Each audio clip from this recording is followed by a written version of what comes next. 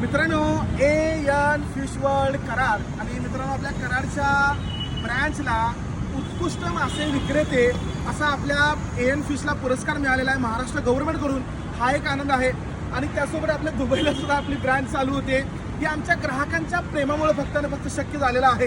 हे लक्षात घ्या. हे प्रेम पाहता आज तारीख आहे 21 आणि आम्ही डिक्लेअर केलं होतं की साधारणतः येणाऱ्या 25 तारखेला आम्ही मासे 3 टन फ्री देणार आहे आमच्या फॉलोअरांसाठी, जे आम्हाला फॉलो करतात त्यांना.